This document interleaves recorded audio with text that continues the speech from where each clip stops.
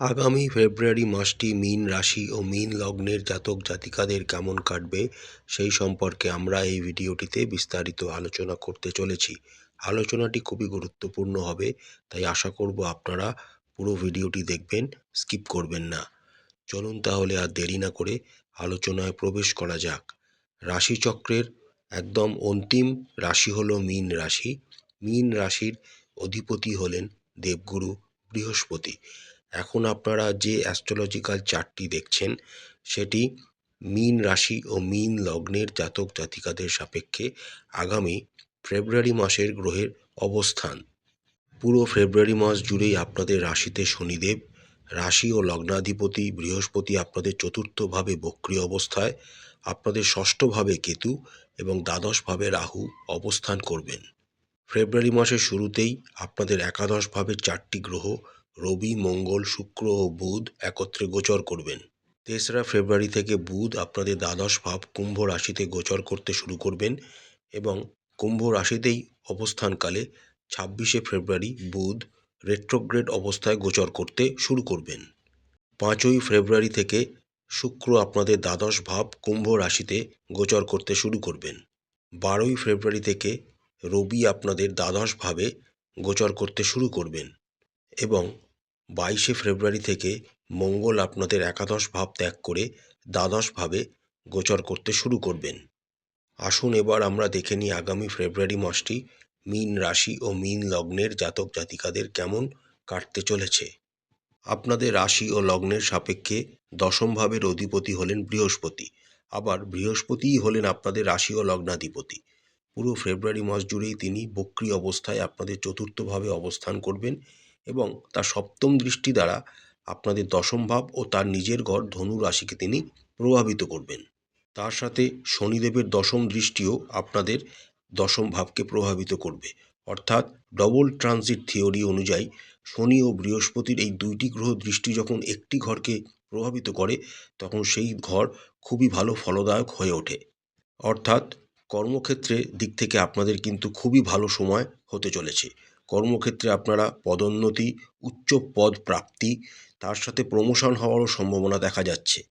তবে যেহেতু শনি আপনাদের বর্তমানে রাশিতেই বিচরণ করছেন এবং আপনাদের রাশির সাড়ে সাতির দ্বিতীয় পর্যায়ে চলছে, তাই মাঝে মাঝে একটু নিজেকে মানসিকভাবে বিপর্যস্তগ্রস্ত মনে হতে পারে।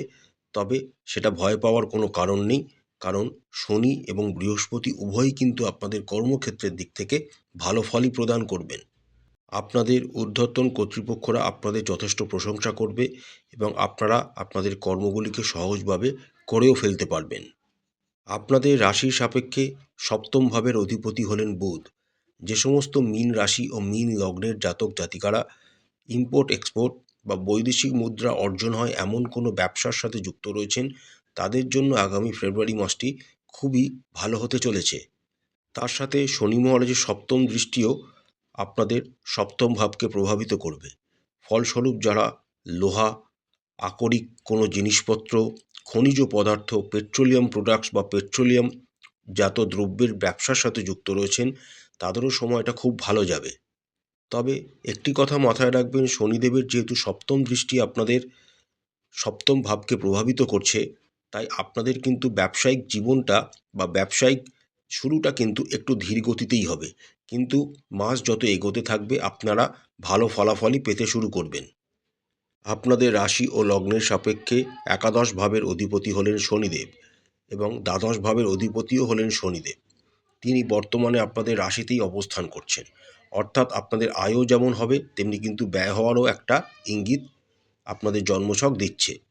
দ্বাদশভাবে রাহুর উপস্থিতির জন্য আপনারা লাক্সারিয়াস প্রোডাক্টের উপর একটু বেশি ব্যয় করে ফেলতে পারেন, সেদিকটা আপনাদের খেয়াল রাখতে হবে।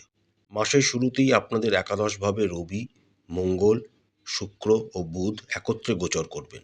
সুতরাং মাসের শুরুটা অর্থনৈতিক বিষয়ের দিক থেকে আপনাদের কিন্তু যথেষ্ট ভালো হবে। 21শে ফেব্রুয়ারি পর্যন্ত মঙ্গল এক্সল্টেড অবস্থায় আপনাদের একাদশভাবে অবস্থান করবেন, যার ফলে আপনাদের কিন্তু আয় উন্নতি, অর্থনৈতিক শ্রীবৃদ্ধি হতে দেখা যাচ্ছে। মঙ্গল আপনাদের দ্বিতীয় ভাবের অধিপতি। এই সময় আপনারা যথেষ্ট অর্থ সঞ্চয় করতেও সক্ষম হবেন।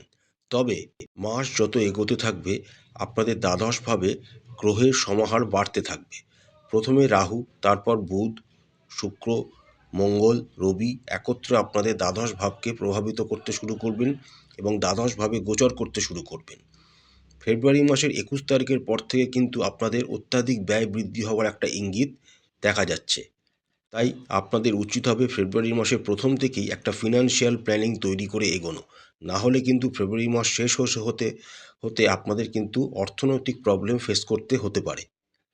আপনাদের রাশি ও লগ্নের অধিপতি হলেন বৃহস্পতি। পুরো ফেব্রুয়ারি মাস জুড়েই দেবগুরু বৃহস্পতি আপনাদের কেন্দ্রস্থান মিথুন রাশিতে বক্রী অবস্থায় গোচর করবেন। চতুর্থ স্থানে বৃহস্পতি এই অবস্থান আপনাদের কিন্তু শরীর স্বাস্থ্যকে যথেষ্ট ভালো রাখতে সাহায্য করবে। তবে যেহেতু রাশিতে শনিদেব অবস্থান করছেন, তাই যাদের আর্থারাইটিস, স্পন্ডালাইসিস ইত্যাদি রকম রোগ আছে তাদের কিন্তু সাবধানতা অবলম্বন করতে হবে। এছাড়া স্কিনের কোনো রোগ বা চোখের কোনো প্রবলেমও আপনাদের কিন্তু জীবনে হট করে চলে আসতে পারে। তাই অবশ্যই অভিজ্ঞ এবং ভালো ডাক্তারের পরামর্শ নিতে হবে। ফেব্রুয়ারি মাসের একদম শেষের দিকে যখন রবি, মঙ্গল, শুক্র, বুধ ও রাহু একত্রে আপনাদের দ্বাদশভাবে গোচর করতে শুরু করবেন এবং মঙ্গল রাহুর একটি অঙ্গারক দোষ তৈরি হবে, এই সময় যারা গাড়ি চালান, যানবাহন চালান তাদের কিন্তু খুব সাবধানতার সাথে গাড়ি বা যানবাহন চালাতে হবে, কারণ ছোটোখাটো একটা অ্যাক্সিডেন্টের যোগ কিন্তু দেখা যাচ্ছে। আপনাদের রাশি ও লগ্নের সাপেক্ষে পঞ্চম ভাবটি হলো কর্কট রাশির। ফেব্রুয়ারি মাসের প্রথম অর্ধে আপনাদের কর্কট রাশি অর্থাৎ পঞ্চম ভাবের ওপর রবি, মঙ্গল, শুক্র, বুধের এই 4টি গ্রহের সপ্তম দৃষ্টি দ্বারা প্রভাবিত হবেন। তার মধ্যে 4 ফেব্রুয়ারির পর রবি ও মঙ্গলই আপনাদের পঞ্চম ভাবকে কিন্তু প্রভাবিত করবেন। অর্থাৎ ফেব্রুয়ারি মাসে প্রেম জীবনের শুরুটা আপনাদের যথেষ্ট ভালোভাবেই হতে দেখা যাচ্ছে। তবে মাস যত এগোতে থাকবে আপনাদের যারা প্রেমিক বা প্রেমিকা রয়েছেন তাদের শরীর স্বাস্থ্যের প্রতি কিন্তু আপনাদের নজর দিতে হবে। তাদের কোনো রকম অ্যাক্সিডেন্ট ঘটতে পারে, যার ফলে রক্তপাত হতে পারে। তাই সেই দিকটা খেয়াল রাখবেন, তাদেরকে সতর্ক রাখবেন, নিজেও সতর্ক থাকবেন। রাশিতে শনি অবস্থান করার জন্য আপনারা মাঝে মাঝে একে অপরের থেকে একটু ডিট্যাচ হয়ে যাওয়ার সম্ভাবনাও দেখা যাচ্ছে। যারা এখনও অবিবাহিত রয়েছেন এবং নিজেদের প্রেমকে বিবাহে রূপান্তরিত করতে চাইছেন তাদের আরেকটু সময় অপেক্ষা করতে হবে, কারণ এই সময়টি অনুকূল নয়। যে সমস্ত মীন রাশি ও মীন লগ্নের জাতক জাতিকারা বিবাহিত তাদের আগামী ফেব্রুয়ারি মাসটি মোটামুটি শুভ বলা যেতে পারে। আপনাদের রাশির সাপেক্ষে সপ্তম ভাবের অধিপতি বুধ। বুধ বেশিরভাগ সময়তেই আপনাদের দ্বাদশভাবে অবস্থান করবেন। যে সমস্ত বিবাহিত জাতক জাতিকারা নিজেদের পরিবার থেকে দূরে কোনো জায়গায় কর্মরত রয়েছেন তাদের জন্য কিছু শুভ সংবাদ এই সময় আসতে পারে তাদের জীবনে। তবে বুধ যেহেতু রাহুযুক্ত অবস্থায় গোচর করবেন, তার সাথে রবি, মঙ্গল, শুক্র একে একে তাদের সাথে এসে যুক্ত হবে। তাই মাঝে মাঝে বুদ্ধি বিভ্রাটের জোরে নিজেদের পারিবারিক সম্পর্ক বা দাম্পত্য সম্পর্কের মধ্যে উত্থান পতনের সম্মুখীন আপনাদের কিন্তু হতে হবে। শনি মহারাজের সপ্তম দৃষ্টিও আপনাদের সপ্তম ভাবকে প্রভাবিত করবে।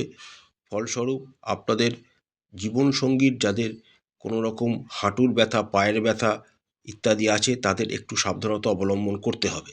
সপ্তমভাবে শনির দৃষ্টি থাকার জন্য মাঝে মাঝেই আপনারা আপনাদের জীবনসঙ্গীর থেকে একটু ডিঅ্যাটাচ হয়ে যেতে পারেন বা সম্পর্কের মধ্যে আপনাদের ঔদাসীন্য চলে আসতে পারে, সেই দিকটা খেয়াল রাখবেন। আপনাদের রাশির সাপেক্ষে দ্বিতীয় ভাবের অধিপতি হলেন মঙ্গল।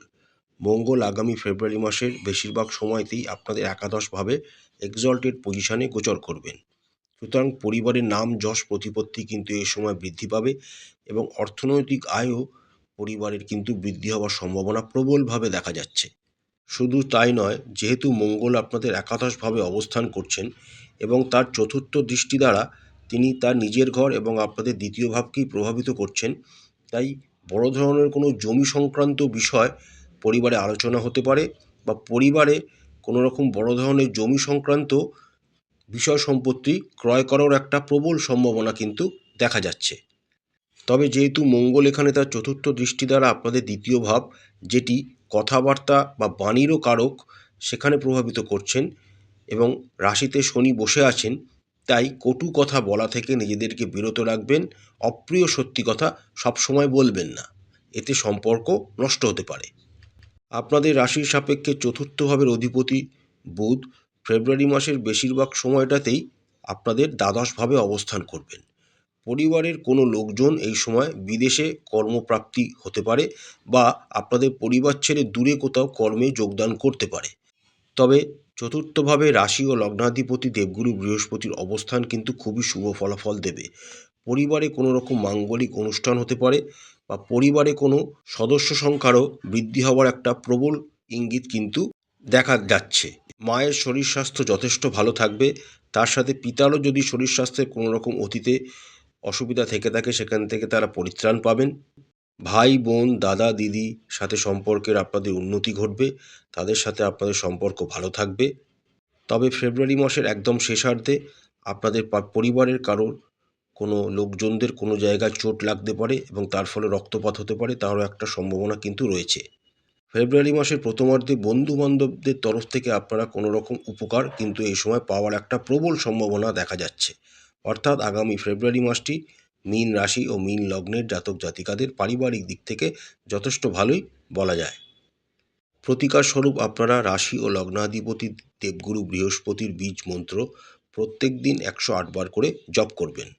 প্রত্যেক দিন স্নান সেরে মাথায় চন্দনের বা কেশরের তিলক লাগাবেন। প্রত্যেক দিন একটি নির্দিষ্ট সময় হনুমান চালিসা অবশ্যই পাঠ করবেন এবং শ্রী শ্রী বিষ্ণু সহস্রনাম অবশ্যই প্রত্যেক দিন পাঠ করবেন। আশা করছি আগামী ফেব্রুয়ারি মাসটি প্রত্যেক মীন রাশি ও মীন লগ্নের জাতক জাতিকাদের খুব ভালো কাটবে। মা কালী আপনাদের মঙ্গল করুন, আপনাদের সমস্ত মনের ইচ্ছা ও মনস্কামনা মা কালী পূরণ করুন। আমাদের চ্যানেলের কন্টেন্ট যদি আপনাদের ভালো লাগে তাহলে অবশ্যই চ্যানেলটিকে লাইক করবেন, শেয়ার করবেন, সাবস্ক্রাইব করে আমাদের চ্যানেলটির পাশে থাকবেন। হর হর মহাদেব, জয় মা কালী, নমস্কার।